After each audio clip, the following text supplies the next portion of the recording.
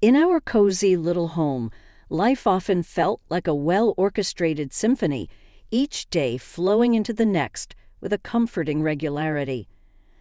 Annalisa, a dedicated dentist whose life revolves around caring for others, both in my clinic and at home. My husband Tom, a man whose past life had etched lines of worry and contemplation on his face, was often my partner in quiet evenings spent discussing everything and nothing. This particular evening, however, held a different tune. As I entered our home, the aroma of simmering stew greeted me, a sign of Tom's attempt to provide some culinary comfort. I found him in the kitchen, looking more troubled than usual. "Hey, love, what's cooking?" I asked, trying to inject some lightness into the heavy air. Tom glanced up, managing a weak smile. "Just some stew, Eliza. We need to talk about something important. It's about Alex." Alex, Tom's son from his previous marriage, lived with his mother in a different city. Our interactions were limited to brief, somewhat formal exchanges on Skype, his shy demeanor never allowing me to know him beyond the basic pleasantries. "What about Alex? Is he okay?" I queried, concern lacing my voice as I took a seat at the kitchen table.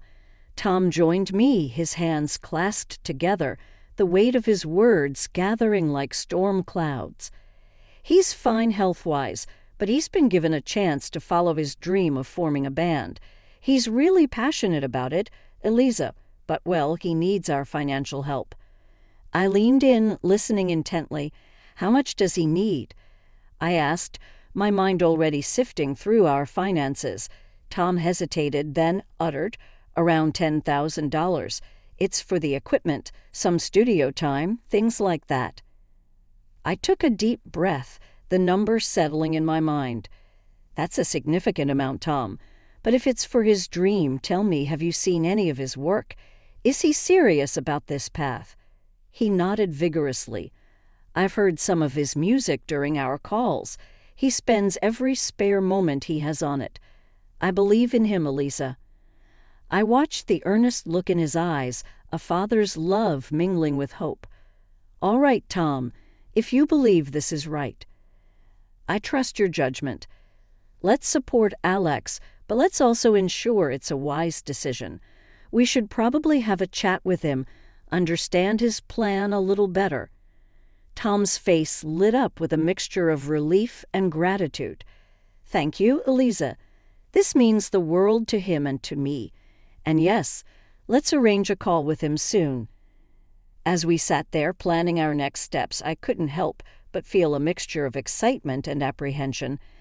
I was about to invest in a dream in a young man I barely knew, hoping that our contribution would set him on a path to success and fulfillment. It was a risk, but perhaps in the grand scheme of things, a risk worth taking for family.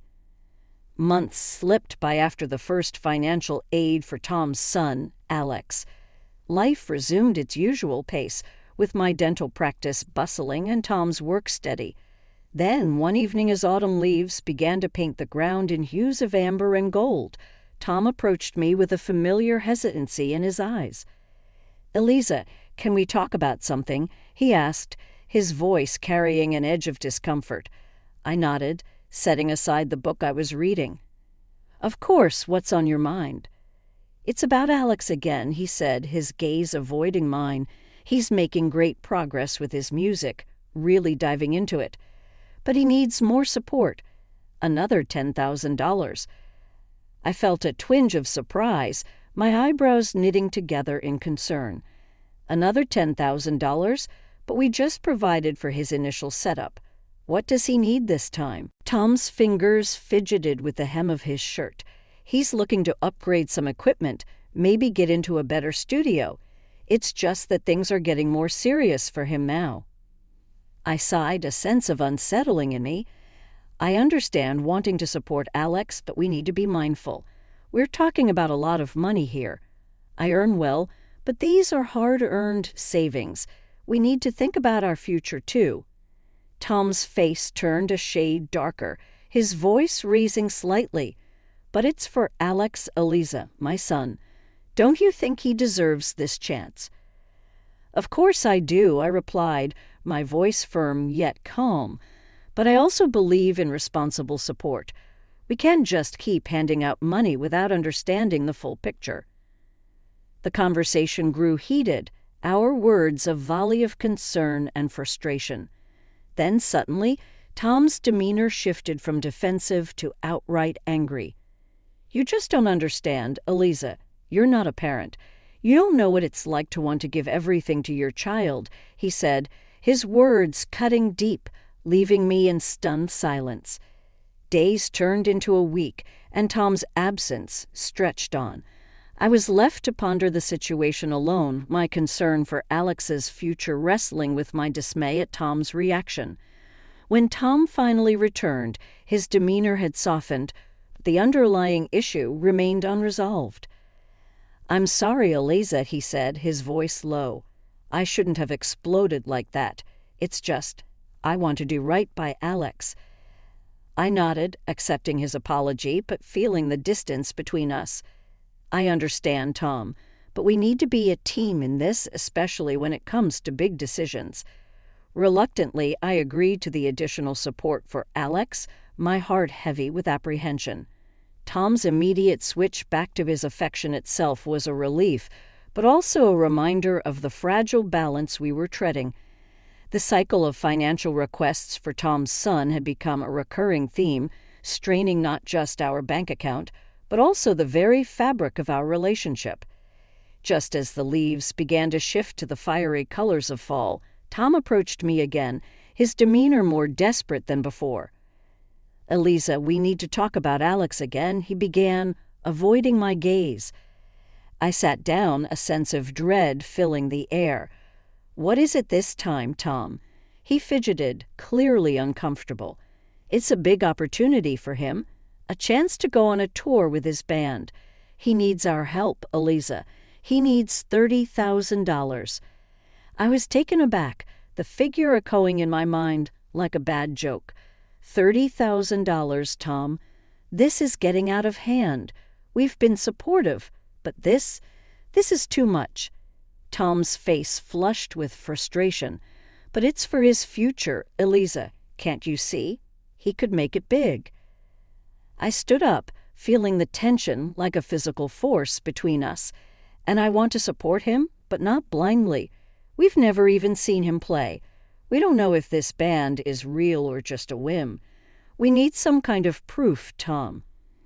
"Why can't you just trust me, Eliza? Why do you need proof for everything?" Tom's voice raised, panic creeping in. "Because trust is based on honesty and responsibility, Tom. And right now, I'm not seeing a lot of either." The room was thick with unsaid words and mounting frustrations. Then Tom dropped a bombshell that shattered any semblance of normalcy. "If you don't give this money for Alex, I don't think I can stay in this marriage." I felt as if the floor had fallen out beneath me. "Are you blackmailing me, Tom? Using our marriage as a bargaining chip for money?"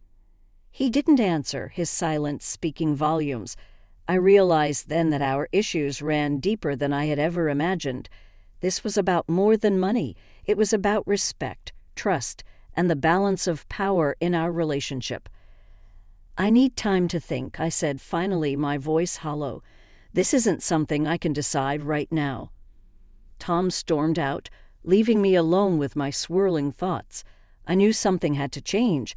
We couldn't continue down this path of ultimatums and financial demands. That night, as I lay in bed, the space beside me cold and empty, I realized that I was at a crossroads. One path led to giving in to Tom's demands, sacrificing my principles, and possibly my financial security. The other was fraught with the unknown, potentially leading to the end of my marriage.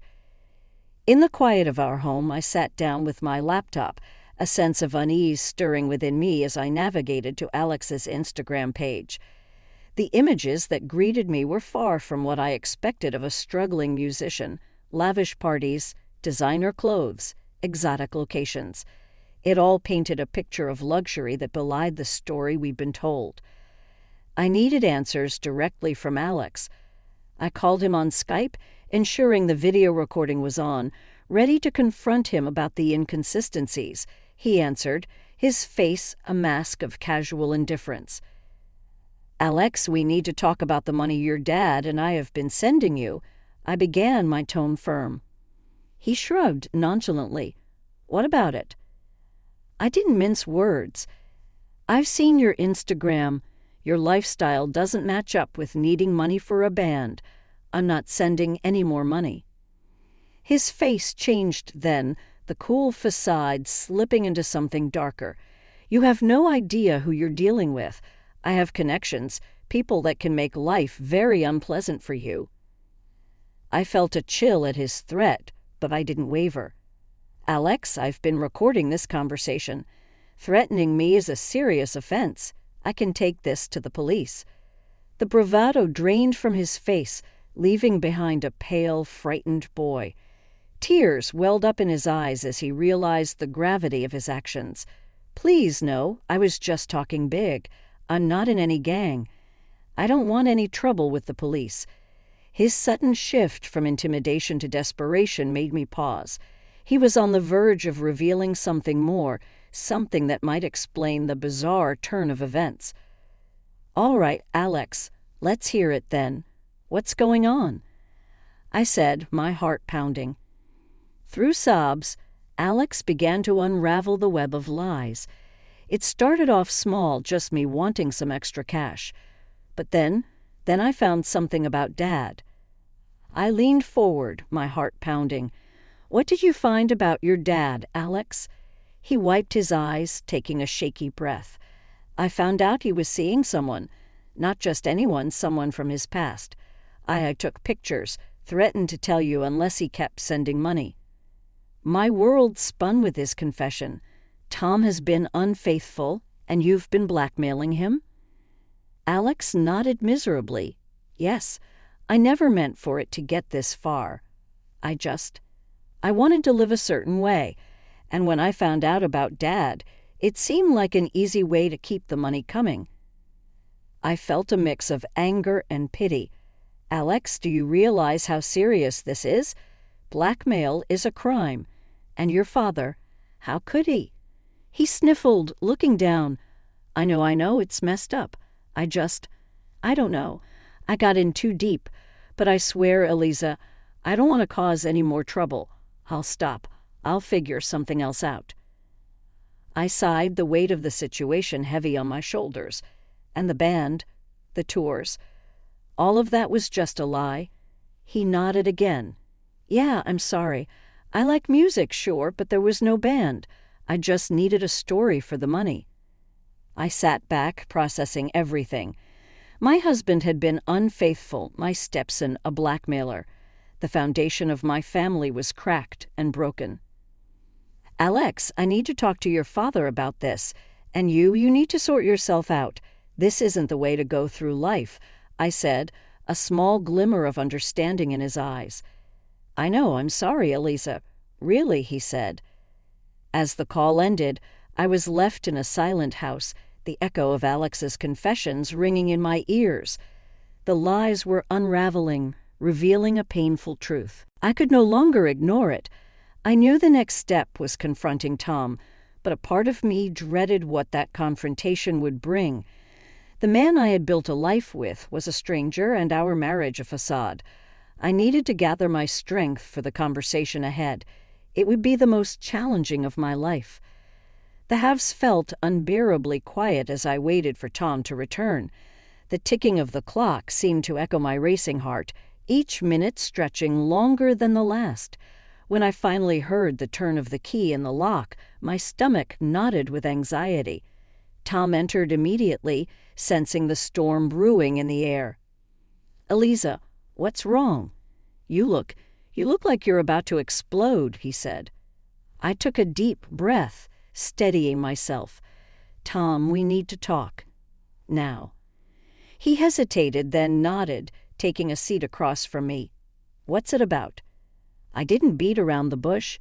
"It's about Alex, Tom, and it's about you. I know everything. The blackmail, the affair." Alex confessed. Tom's face paled. his eyes widening in shock. He what, Eliza? I can explain. I felt a surge of anger. Explain? How can you possibly explain lying to me, allowing your son to blackmail you and using our money to cover up your affair? He looked down, shame etched across his face. I was afraid, Eliza, afraid of losing you. I thought I could control the situation, but it spiraled out of control. I shook my head, my voice rising. Control? You call this control? You've been living a double life, Tom, and all the while lying to my face. Tom's voice broke. I'm sorry, Eliza. I never meant for any of this to happen. I didn't know how to handle it. I stood up, my hands trembling with a mixture of fury and heartbreak. Sorry doesn't cut it, Tom. Your son was threatening me, using gang connections to intimidate me because of your mistakes. Tom stood as well, reaching out to me. Please, Eliza, let's try to work this out. I'll do anything. I pushed his hand away. Work this out? How can I possibly trust you again? How can we go back to how things were knowing what I know now? He had no answer, just stood there, a man broken by his own deceit. I knew then that our marriage was beyond repair. The trust that once bound us together had been shattered by lies and blackmail. Tom, I need you to leave, I said, my voice cold and final. He didn't argue, just nodded silently and walked out the door, closing it with a soft click that seemed to echo the closing chapter of our life together. As I sat back down alone in the echoing silence of our home, I felt a profound sense of loss and betrayal. But amidst the pain, there was also a flicker of relief. The truth was out, painful as it was, and now I could begin to heal, to rebuild my life on a foundation of honesty and self-respect. In the aftermath of our confrontation, the house felt empty, the silence a constant reminder of the betrayal and deceit that had unfolded. I knew I couldn't just let things end there. There needed to be consequences for the lies and the financial manipulation. It was time for a legal reckoning. I found myself sitting across from a lawyer, my hands clenched tightly in my lap. Mrs. Johnson, I've gone through all the information you provided, he began, his tone professional yet sympathetic. I need to pursue legal action. I stated firmly, not just for the divorce, but for the recovery of the money Tom used for his blackmail payments and for the emotional distress this has caused me. The lawyer nodded, understanding the gravity of the situation. We can certainly file for divorce on grounds of infidelity and emotional distress. As for the money, we'll need all the evidence you have of the transactions and any communication between you and your husband or stepson regarding this matter. I assured him I had kept meticulous records. I trusted Tom completely, never thought I'd need these as evidence against him, I admitted, a sad irony in my voice. He offered a small, reassuring smile. You're doing the right thing by protecting yourself and your assets. This won't be easy, but I'll be with you every step of the way. The following weeks were a blur of legal documents, meetings, and court appearances. Tom looked defeated each time our paths crossed, the reality of his actions finally hitting home. At one such encounter he approached me, his expression one of regret. Eliza, I never wanted it to come to this. I'm sorry, he said. I looked at him, the man I once loved, now a stranger. Sorry isn't enough, Tom. You made your choices, and now we're both living with the consequences. The final court session was the hardest. I sat there, listening as my lawyer laid out the case, detailing the emotional and financial toll of Tom's deceit. When the judge finally spoke, granting me the divorce along with compensation for the misused funds and emotional suffering, I felt a bittersweet relief. Walking out of the courtroom, the weight of the past months felt both heavier and lighter. I had stood up for myself, faced the legal battle, and emerged with a sense of closure, albeit a painful one. But the journey wasn't over. There were still pieces of my life to pick up, a future to rebuild. I knew it wouldn't be easy, but as I stepped out into the sunlight, I felt a glimmer of hope.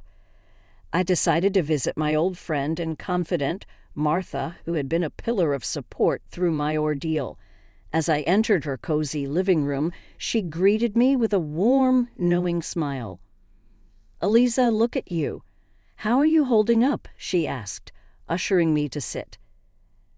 "I'm okay, Martha. It's been tough, but I feel like I'm finally seeing the light at the end of this long, dark tunnel," I replied, a small smile playing on my lips. Martha patted my hand gently. "You've been through so much, my dear, but you handled it with such grace and strength. I'm proud of you."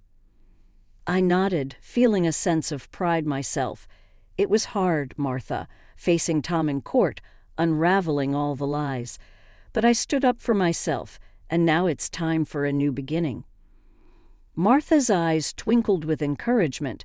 "So what's next for Eliza Johnson?" I took a deep breath, feeling the weight of the question.